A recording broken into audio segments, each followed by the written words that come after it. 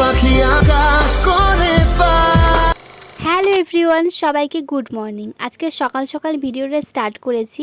আজকে সকাল থেকেই আমি অনেক কাজ করেছি। আর কি কাজ করেছি পুরোটাই তোমাদেরকে বলবো এই ভিডিওতে। দেখতে পাচ্ছ আমার হাতে কিছু জামা কাপড় আছে। মানে সকালবেলা আজকে ঘুম থেকে উঠে ব্রাশ করে খাওয়া দাওয়া করে নেওয়ার পরেই আমার শুরু হয়ে গিয়েছিল কাজ। আমার হাতে যে জামা কাপড়গুলো আছে সেগুলো আমি আজকে কাচবো, মানে কেচে ধুয়ে মেলে দিয়েছি। মানে সেগুলো আমারই জামা ছিল। আর আমাদের বাড়িতে সজনে গাছ আছে, সেই সজনে পাতা তুলেছি। দেখো এই শাকগুলো আজকে রান্না করা হবে। সজনে শাকের ভাজা খেতে কিন্তু আমার দারুণ লাগে। আর সারাদিন আমার এত কিছু কাজ ছিল, আজকে আমি পুরো রান্নাটা করেছি। আর বাড়িতে সমস্ত কাজ আজকে আমি করেছি। হ্যাঁ, এবার আমি যাব স্নান করতে, কারণ আজকে আমি শ্যাম্পু করব। সেজন্য আমি একটু তাড়াহুড়ো করছিলাম, তাড়াতাড়ি করে মানে সমস্ত কাজ করে নিয়েছিলাম।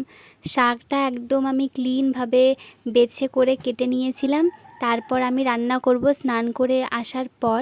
আজকে বাড়িতে রান্না করেছিলাম পটল আলুর তরকারি আর সজনে শাকের ভাজা, ডাল, আরও অনেক কিছু। সেগুলোও বলবো তোমাদেরকেও, দাঁড়াও ওয়েট করো। এবার আমি ভাবছিলাম যে আমি যে শ্যাম্পু করব, কিন্তু অনেকটা লেট হয়ে যাচ্ছে আর আমার অনেকক্ষণ সময় লাগবে, প্রায় 1 থেকে 1.5 ঘন্টা আমার সময় লেগে যাবে। আবার আজকে সমস্ত কিছু রান্না করে দেওয়ার পরে আমাকে একটু যেতে হবে সন্ধেবেলায় ডক্টরের কাছে। না, আমার কিছু হয়নি, আমার মাসির একটু প্রবলেম হয়েছিল, সেজন্য মাসিকে নিয়ে ডক্টরের কাছে যেতে হবে। আর আমাদের বাড়ির বাইরের অবস্থা দেখো।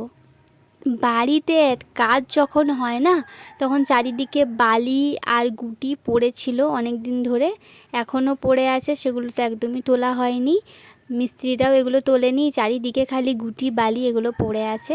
এবার চলো তাড়াতাড়ি যাই, স্নানটা করে রান্নাটা করে নিই, কারণ তারপর সন্ধ্যাবেলা আমাকে বেরোতে হবে।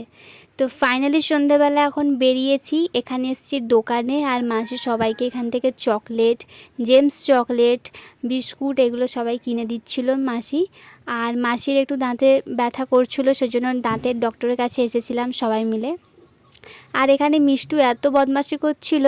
এখানে একটা ঘটনা ঘটেছে, দেখো মিষ্টু হচ্ছে জুতো জুতো একদম বাইরে খুলে দিয়ে চলে এসছে। ভুলেই গেছে, মিষ্টু ভেবেছে আমি ডক্টরের কাছে না, ভেবেছে আমি মন্দিরে ঢুকছি, সেই জন্য ও মন্দির ভেবে করে জুতোকে একদম বাইরে খুলে তারপরে ঢুকেছে।